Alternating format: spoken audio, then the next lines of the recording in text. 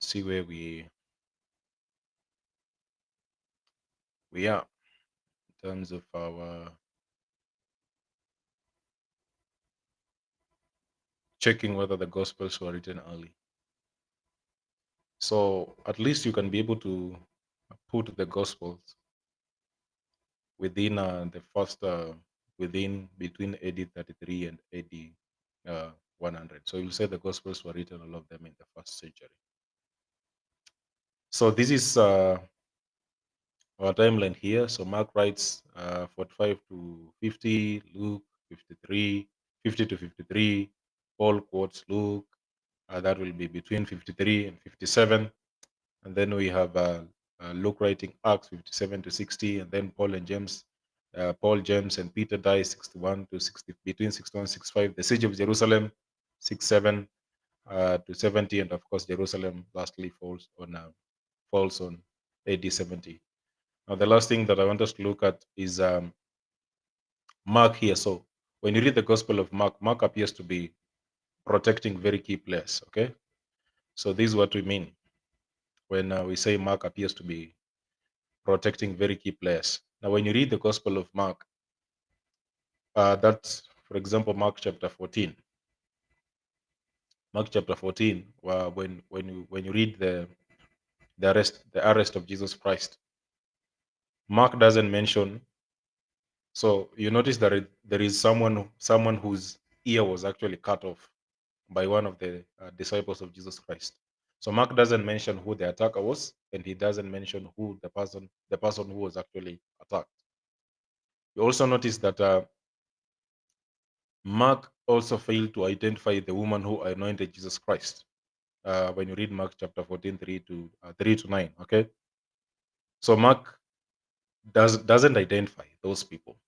And um, it seems actually that Mark could be protecting these people, could be protecting Peter, for example, from the retaliation from the Roman soldiers, because it is Matthew who records, not Matthew, it is John who records later that it is Mark who cut off the ear of Malchus, who was one of the Roman soldiers there. So if the Gospel of Mark was written early, while Mary, by the way, even Mark doesn't mention Lazarus. That is interesting. So if the Gospel of Mark is being written early, when Mary, Lazarus, Peter were and Malchus were still alive, it is reasonable that Mark might have wanted to protect them by leaving them unnamed, okay, or simply omit the accounts that include them in the first place. So Mark doesn't talk about Lazarus, and he doesn't. He leaves Malchus, Peter, and Mary unnamed. Now, people who were crucial in the events that surrounded the life, the death, and the burial of the Lord Jesus Christ. So, therefore, from the reasons that we have looked above, looked on earlier, it is therefore reasonable to conclude that the New Testament was written early. Okay, so the gospel writers appear to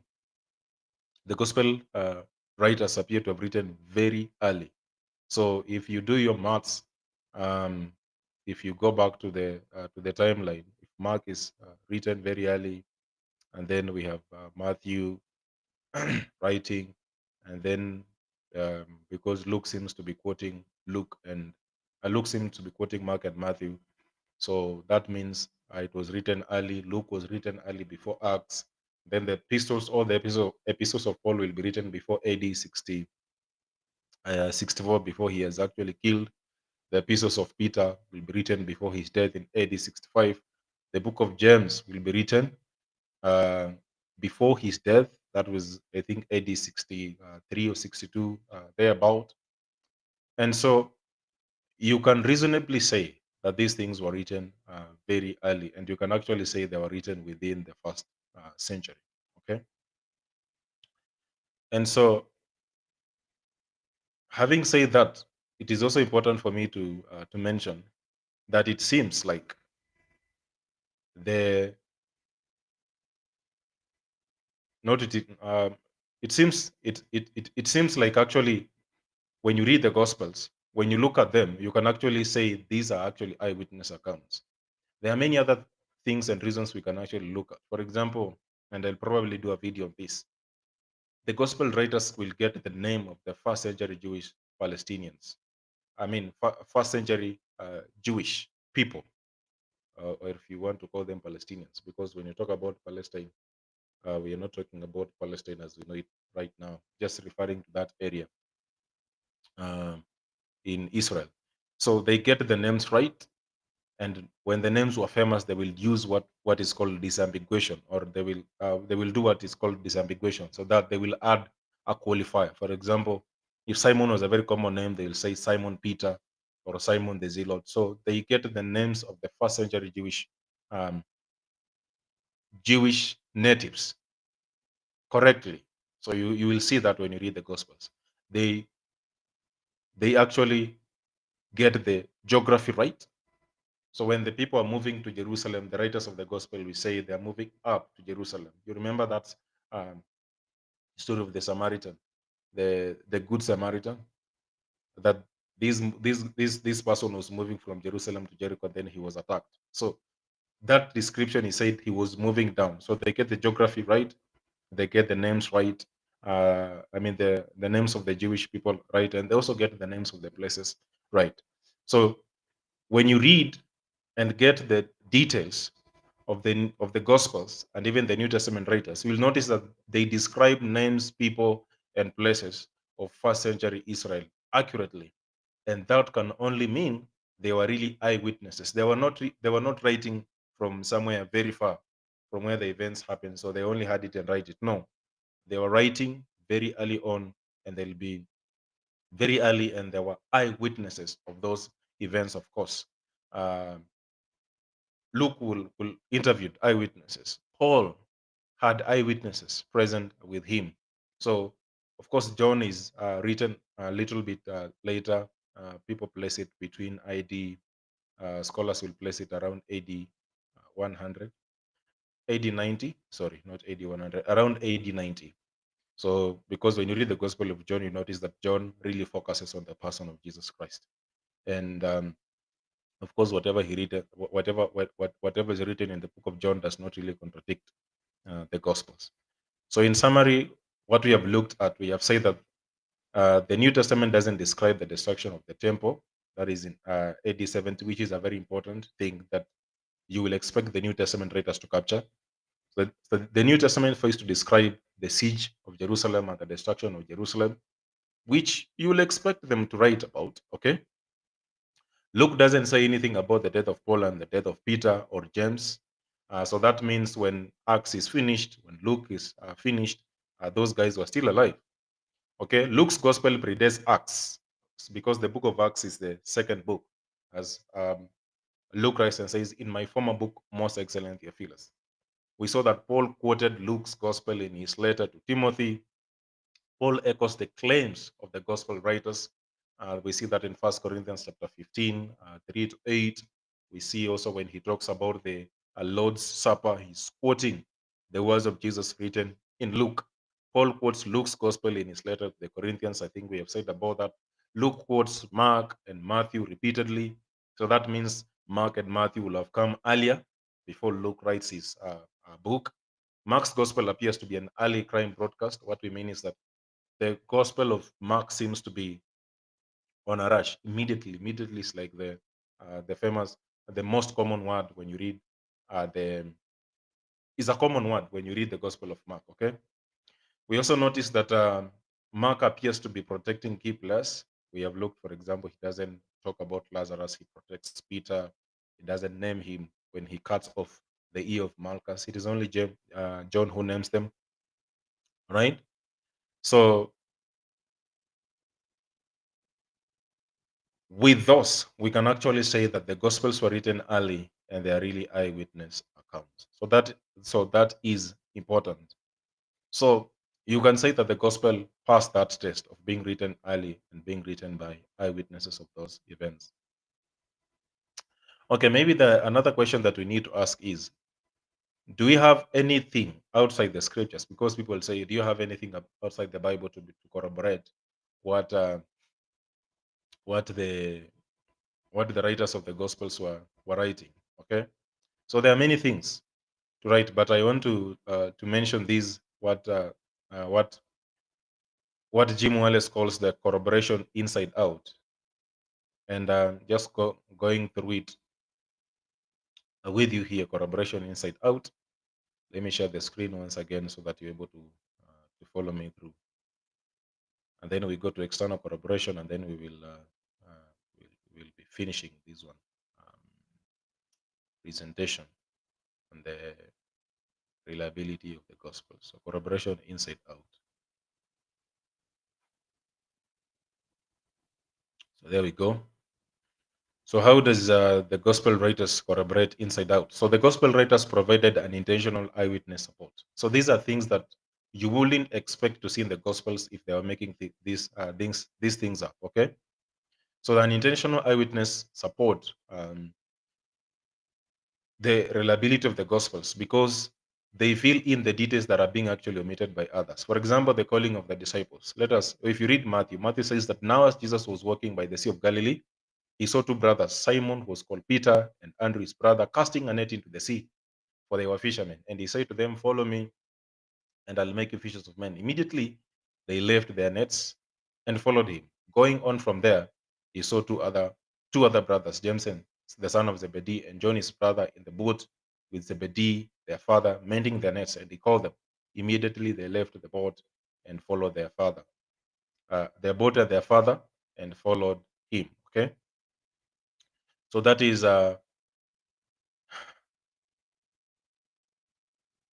Matthew's account. Okay, so let us read another the account of Luke here and see what Luke says here. Now it happened that while the crowd was pressing around him and listening to the word of God, he was standing by the lake of Gennesaret, and he saw two boats lying at the edge of the lake. But the fishermen had gotten out of them and were washing their nets. And he got into one of the boats, which was Simon's, and asked him to put out a little way from the land. And he sat down and began teaching the people from the boat.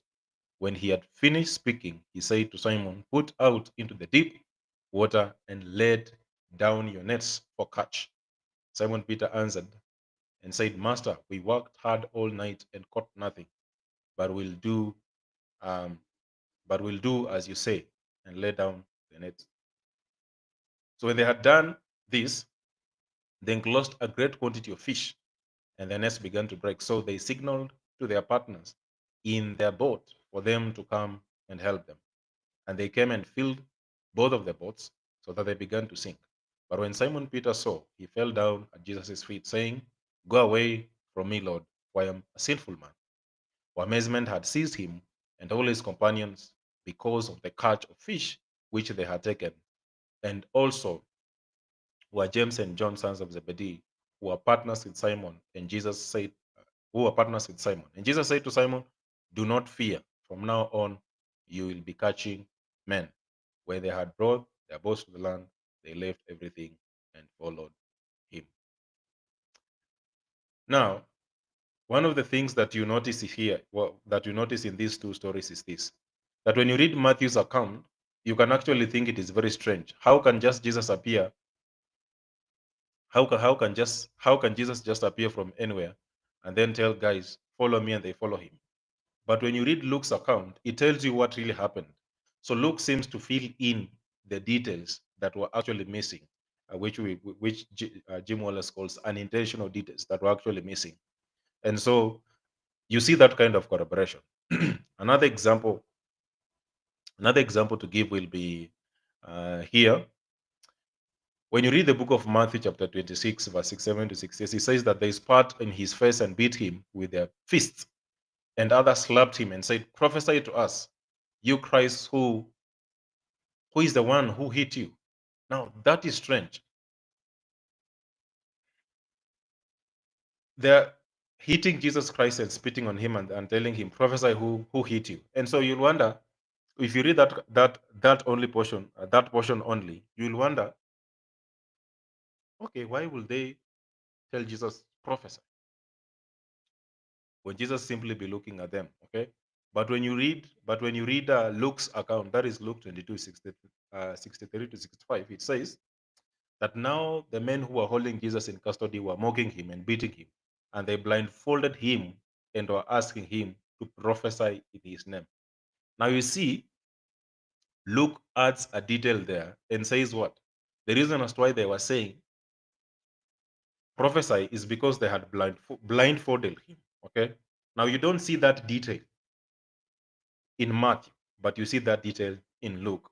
So Luke seems to fill in the missing details. That is important to point out. Let me show you another example here.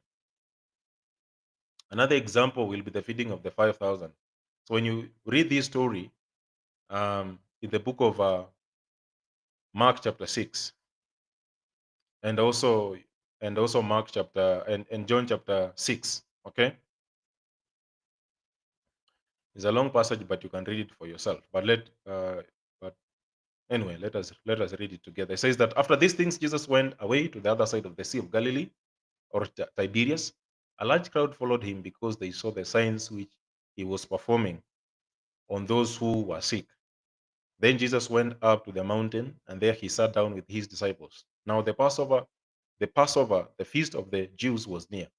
Therefore, Jesus, lifting up his eyes and seeing that a large crowd was coming to him, he said to Philip, Where where are we to buy bread so that these may eat? He was saying this to test him, for he himself knew that he was what he was intending to do. Philip answered him, 200 denarii worth of bread is not sufficient for them, for everyone to receive a little. Okay? Now, John chapter 6, verse 1 to 13, records the same, the feeding of the 5,000. So he says, one of the disciples, Andrew, Simon Peter's brother, said to him, no, I'm reading John chapter 6. I'm confusing here. So I'm still continuing with the same account of feeding the 5,000 in John chapter 6. So one of the disciples, Andrew, Simon Peter's brother, said to him, There is a lad here who has 5 barley loaves and 2 fish. But what are these for so many people? Jesus said, Have the people sit down. Now there was much grass in the place, so the men sat down in a number about 5,000. And Jesus then took the loaves, and having given thanks, he distributed to those who were seated. Likewise, also um, the fish as much as they wanted. So when they were filled, he said to the disciples, Gather up the leftover fragments, so that nothing will be lost. So they gathered them up and filled 12 baskets with fragments from 5 barley loaves, which were left over by those who had eaten. Okay,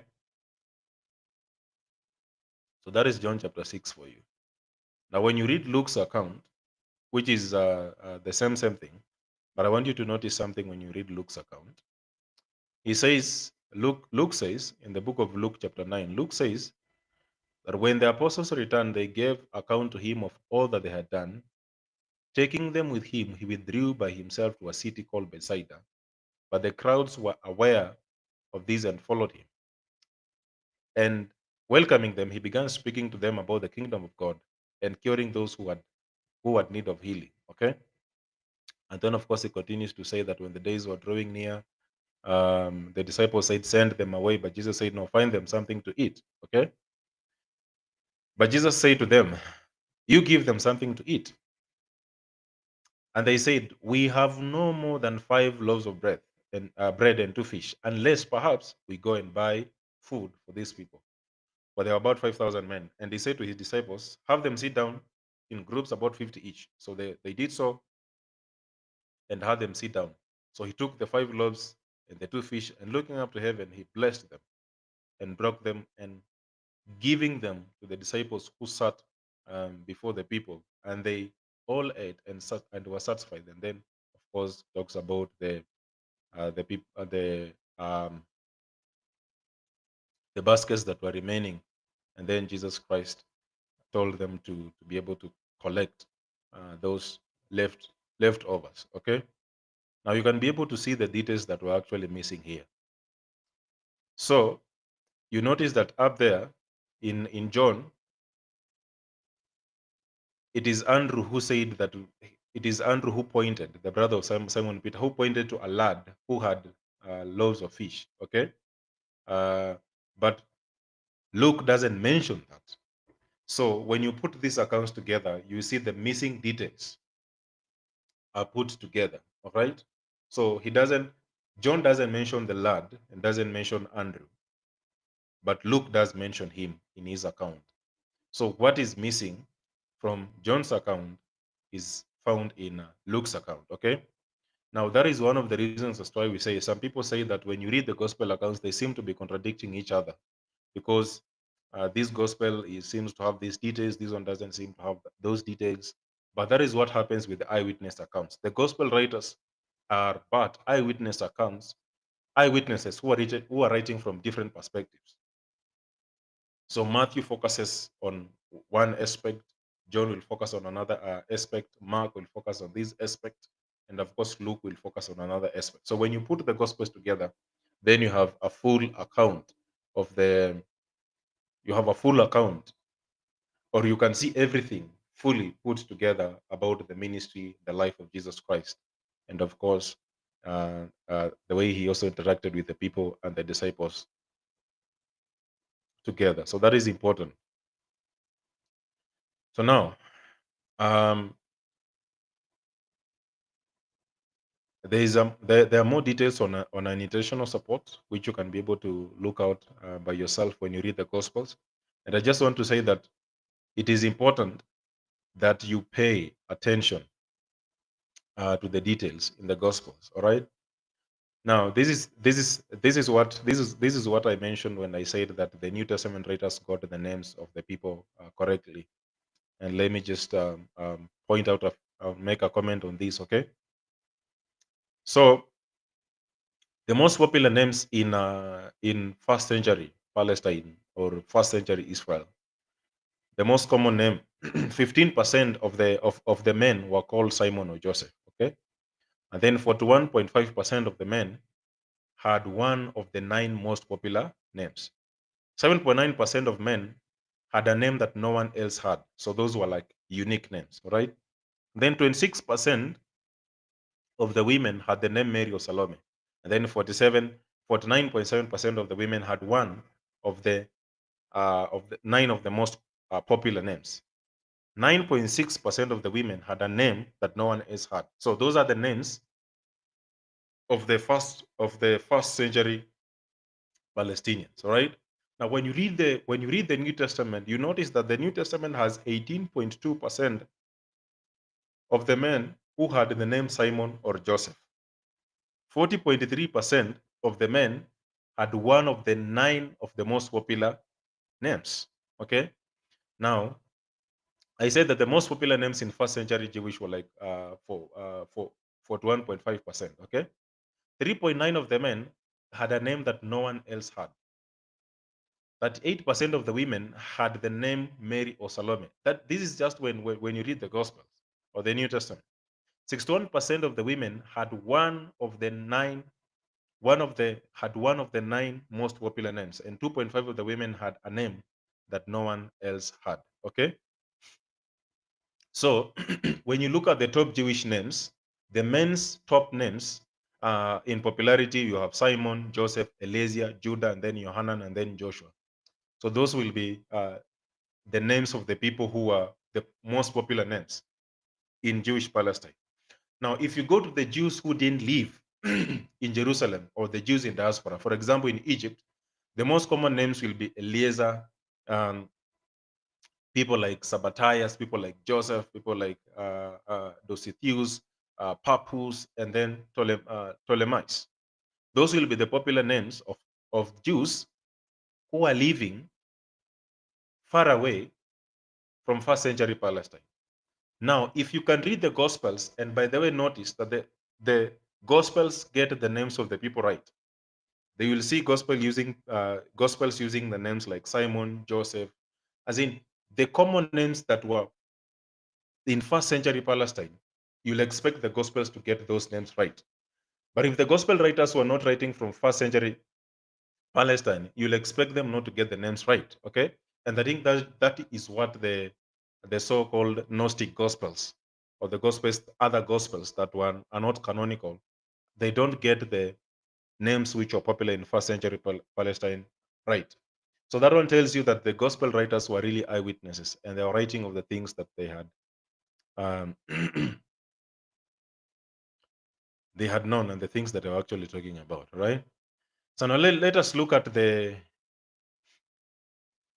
external corroboration, right? So what do the non-biblical eyewitnesses say about what is written in the Gospels in particular, or the New Testament in general, right? And I'm going to quote a few of historians here. We have Jewish historians, we have Roman historians, and we also quote some of the accounts in the Talmud. So the first place to begin will be Josephus. So Josephus is writing the history of the Jews. I think I have a book by Josephus here, the antiquities of the Jewish antiquities. The book is right here. So this is like the Jewish antiquities by Josephus. So he wrote the history of the Jews. He wrote about the wars of the Jews. But this is what he says about Jesus Christ, writing between AD 37 and 101. He says that at this time, there was a wise man who was called Jesus, and his conduct was good, and he was known to be virtuous, and many people from among the Jews and other nations became his disciples. Pilate condemned him to be crucified and to die, and those who had become his disciples did not abandon his discipleship. They reported that he had appeared to them 3 days after his crucifixion and he was alive. Accordingly, he was perhaps the Messiah concerning whom the prophets had written. Now, notice the details that Josephus gave. Now, these writers that I'm talking about, these are people who were not necessarily friendly to Christianity. They were not friendly to Christianity, most of them, all right? So he says, Josephus talks about Jesus, and he says that Jesus was a good man. Right, and virtually everyone agrees that Jesus lived a virtuous life that no one, no human being has ever lived. Okay, and then he says that many people became his disciples, and he says that it is Pilate who condemned him to be crucified. All right, and his disciples didn't abandon his disciples, and here Josephus actually records that his disciples said that Jesus had appeared to him after he was actually crucified. Okay, we have another one called Thallus, writing between AD 5 and AD 60. So he also described Jesus. He said that on the whole world, there pressed a most fearful darkness, and the rocks were rent by an earthquake, and many places in Judea and other districts were thrown down. This darkness, this darkness, tell us in the third book of history, calls, sorry, calls as appears to me without reason an eclipse of the sun. Now, while he doesn't mention Jesus directly, at least he talks about the eclipse that happened during the crucifixion of Jesus Christ, and you will see that when you read the Gospels. Okay. Another one is called Tacitus.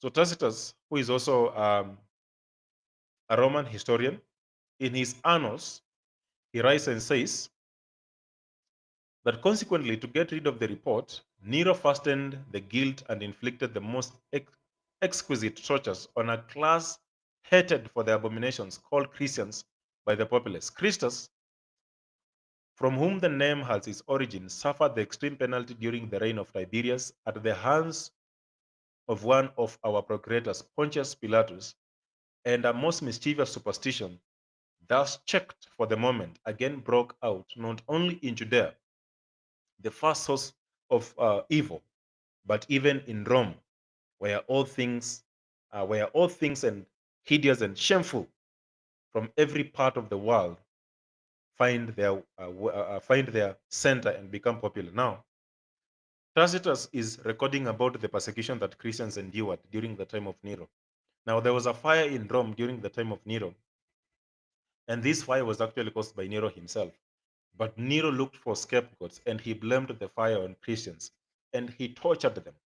So Tacitus, you can see from his language that he's not really friendly to Christianity. He calls Christianity the most heinous superstition. But he says that Christians got their names from Christus. So Christus, that will be a reference to Jesus Christ. And he says that this Jesus was killed, suffered the most extreme punishment. Of course, that will be crucifixion in Rome during that time, during the time of Tiberius and under Pontius Pilate. Another guy is called Maraba Serapion. Now, Maraba Serapion is a philosopher, who was writing to encourage his son. So he was actually put in prison. So he was writing to encourage his son. So he says, what advantage did the Athenians gain from putting Socrates to death? Famine and plague came upon them as a judgment for their crime. What advantage did the men of Samos gain from burning Pythagoras? In a moment, their land was covered with sand. And what advantage did the Jews gain from executing their wise king? It was just after that that their kingdom was abolished. God justly avenged these three wise men. The Athenians died of hunger.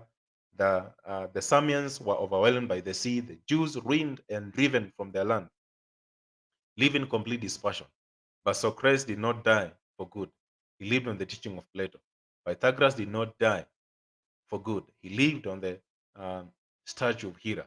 Nor did the wise king die for good. He lived in the teaching which he had actually given. So Maraba Serapion here, a philosopher, talks about Jesus Christ. Of course, he was writing to encourage his son and saying, even though I'm arrested, and even though those guys were killed for their teachings, Jesus was killed for his teaching, but he continues to live on in the teachings that he had actually given. And when was this? This was around between AD 70 to some date, which is actually unknown. Okay. Another one is Phlegon. So Phlegon writes between AD 80 and 140. He also described Jesus. This is what Phlegon records. So Phlegon records that in the time of Tiberius Caesar, at full moon, there was a full eclipse of the sun. So he sort of agrees with what he sort of agrees with what Thales had written. Okay, so let me read for you what Phlegon writes. So he says that now Phlegon in the 13th and 14th book, I think of his chronicles not only ascribed to Jesus as knowledge of the future events, although failing into confusion about the same things which refer to Peter as if they refer to Jesus, but also testified that the result corresponded to his predictions, so that he also, by these very admissions regarding foreknowledge, as if against his will, expressed his opinion that the doctrines taught by the fathers of our system were devoid of divine power.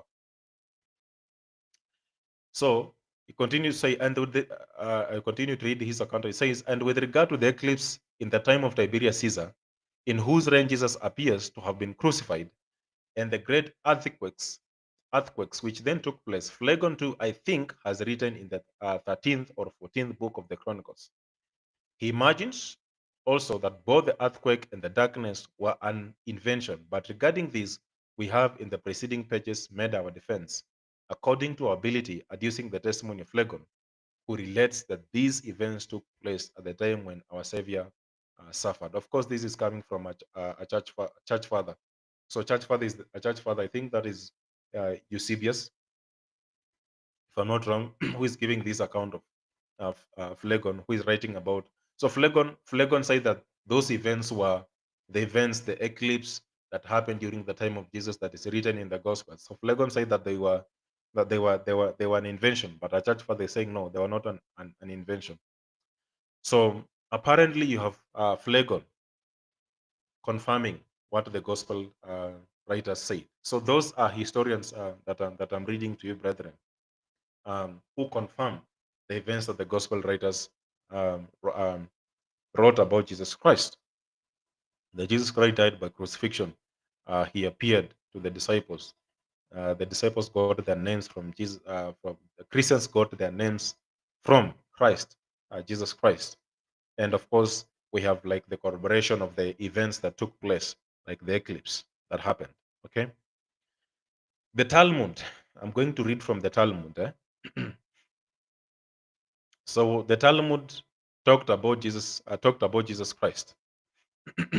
And of course, for example, the Sanhedrin, that is for the 43a, says that Jesus practiced magic and led Israel astray. Of course, when it talks about magic, it's referring to the miracles of Jesus Christ. Okay. Another account from the Jewish Talmud, that will be the Sanhedrin 1 or 3a, it says that Rabbi Jeremiah Bar Arba said, What is that which is written? No evil will befall you, nor shall any plague come near your house. Of course, that is quoting Psalm 91, verse 10.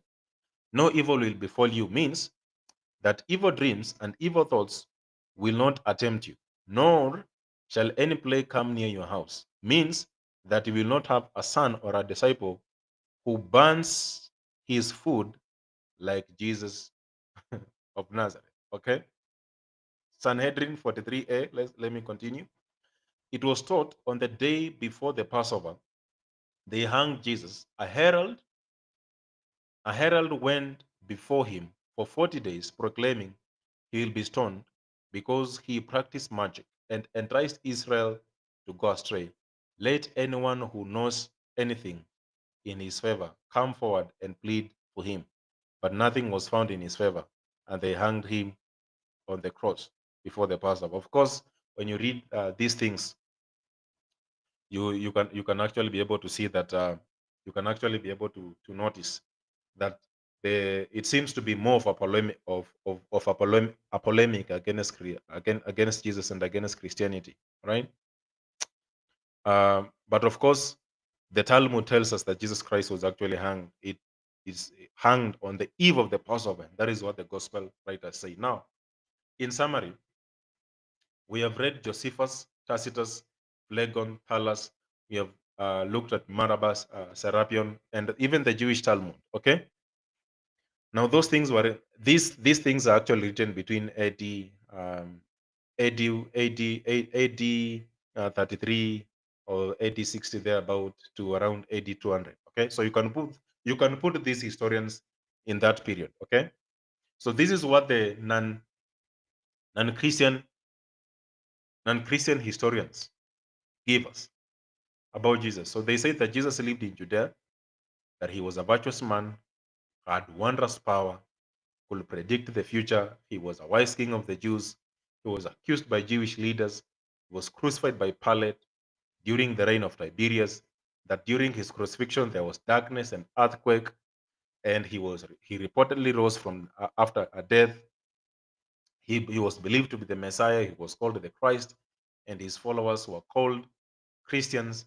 And the great superstition, of course, that is a mockery to Christianity. The great superstition really spread, right?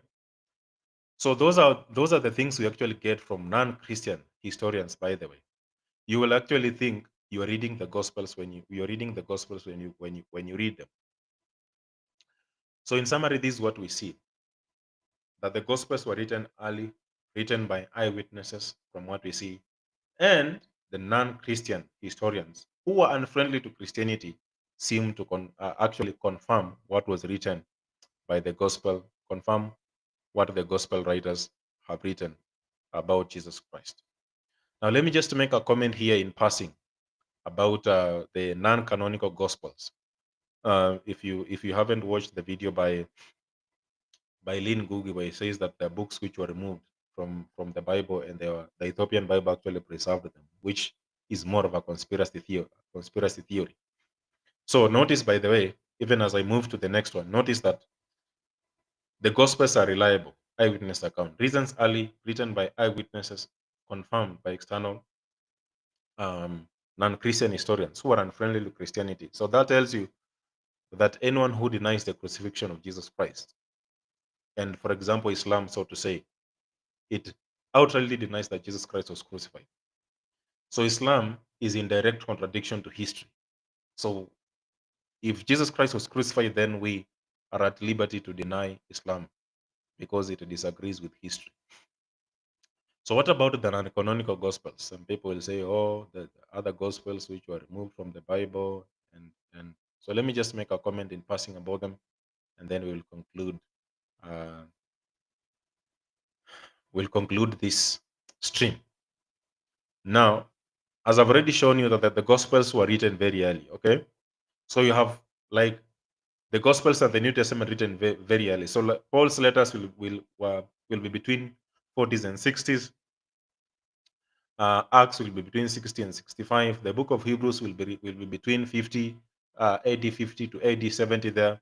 And then we have the synoptic gospels that will be Matthew, Mark, and Luke will be between 40s and 70s, and then the Gospel of John will be between 60 to 95 AD. Okay. Now the other Gnostic gospels, for example, the infancy gospel of Thomas, the Quran quotes, talks about Jesus Christ taking mud, clay, and then molding birds and then breathing into them and then making them fly. The Quran, which was dictated from heaven word for word, as Muslims do claim, but it was from the infancy gospel of Thomas. So the infancy gospel of Thomas was written between 200 and 500 AD. That is long after the gospels were written. Okay. The gospel of Philip was written about 300 AD. The Nag Hammadi library, which was discovered, which actually also made a lot of headlines, though that will be between 300 and 400 AD. Okay. So we have the gospel of the infancy gospel of Thomas, and then we have the gospel of Thomas, which is written between 130 and 330 AD. Now, that is in the 2nd century. Okay, we have the gospel of the Ebionites, 120 AD. The gospel of the Egyptians, 120 AD. The gospel of truth, between 140 to 180. The gospel of Hebrews, that will be around 140 AD. The gospel of Peter, 150 to 250 AD, right? The sacred gospel of Mark, that is 5th century onwards. In fact, the gospel of the sacred gospel of Mark was actually declared a forgery, written in the 20th century. The gospel of Jesus' wife, is a 21st century forgery. The gospel of the Holy 12 is a 20th century um, forgery. The gospel of Barnabas is written in the 1500s, right? So the history of the gospels, from canonical to apocryphal gospels, you can read and see for yourself that the history tells you clearly that the gospels were written early by eyewitnesses who get the details right, corroborated by external eyewitness testimonies. But the non-canonical gospels are written early, and even not early, late. Okay. And because of their late composition and not originating from the eye witnesses and the people who are closely associated with the eyewitnesses, we can actually be able to disqualify those things. Okay. So, and most of them are actually just but a repetition of what is already in the gospels. So we can you cannot even begin by saying that there are gospels which were removed from the Bible. No, they were not even part of the canon, so to say. So be sure to watch the video done on canonization, which also addresses these issues there. So let's conclude the video here. Professor T, the gospels were written early, written by eyewitnesses, getting the names of the people right, getting the names of the places right, confirmed by external eyewitnesses and by external historians. For example, Thales, Josephus, Maraba, Serapion. So you have the Jewish writing about Jesus Christ, the Jews writing about Jesus Christ from what we have read in the Talmud. You have the Romans writing about Jesus Christ. You have the Greeks writing about Jesus Christ and confirming the details of the Gospels. So we can confirm we can say with confidence that the Gospels are reliable historically. We can trust them, and even the New Testament is reliable historically. And none of the so-called other Gospels were written in the 1st century, and they get many of the details that the Gospel writers were writing about wrongly. So that is it. Be sure to leave a comment and subscribe and share with your friends. So God bless. This is Professor T of Socratic Discourse, where we follow the argument wherever it leads. And we can read the Gospels and find Jesus Christ there. Because the Gospels were written for us, that we can see Jesus Christ, and by seeing him, we can repent of our sins and look at the cross of Jesus Christ for our redemption, so that we can be united with him eternally. So have a good time. God bless.